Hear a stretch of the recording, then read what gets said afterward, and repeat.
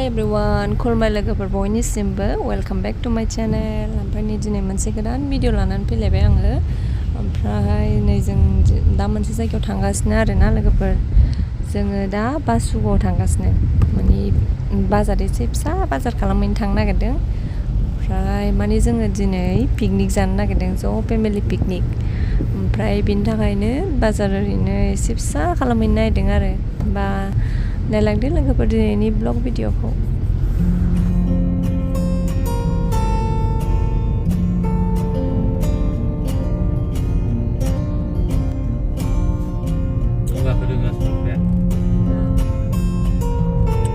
मोजां नुदों नै लोगोफोर।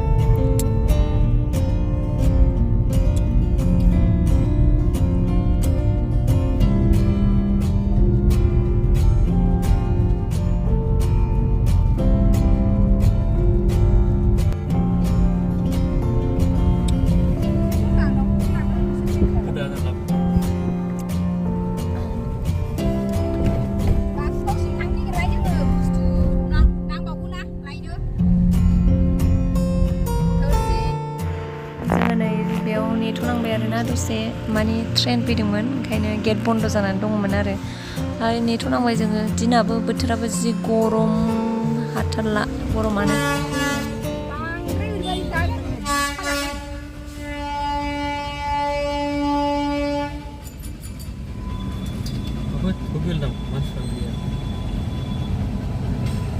ससेल' माथो ट्रेना।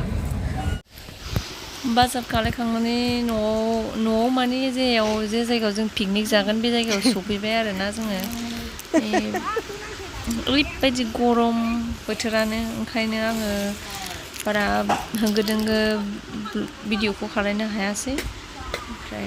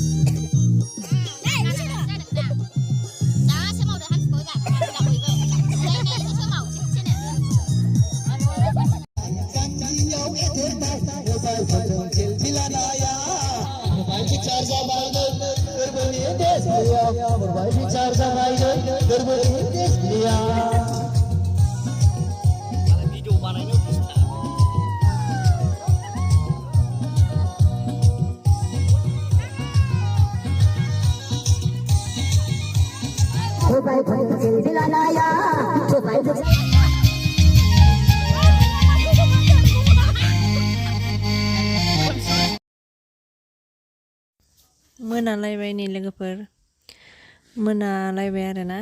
ओमफ्राय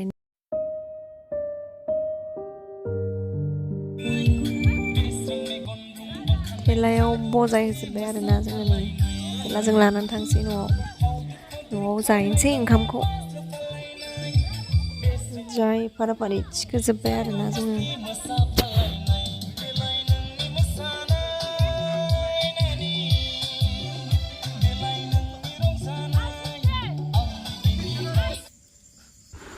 मोसानानै मेंबाय आरोना लोगोफोर। ओमफ्राय नै आन्ट्रिकजों आंजों जिरायनानै दङ। उन्दुनोबो ओंखारबाय जाला मेगनाबो। आंनि बिदा, बेयो जाहैबाय फोरोंगिरिमोन। औ बासुगाव बियो दोंसे मेथाइ रोजाबनो नागिरदों आरो बयबो गोसो गुवारै खोनासंदों आरो बारा थिगैनो दं। आसा खालामो बयबो गोजोनदों। आं बेखौ आदानो होनाय जाबाय।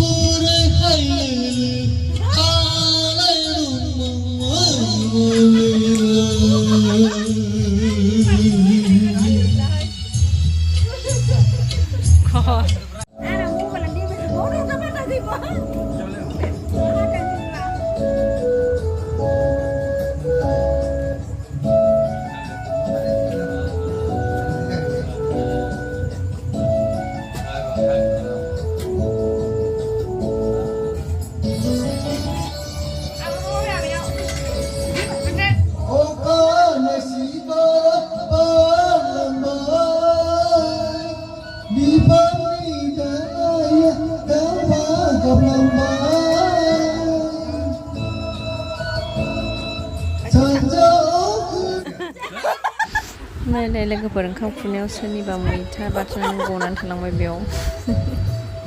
नै जाबाय जोंहा दालि जहल लाब्रा मैथा बाथोन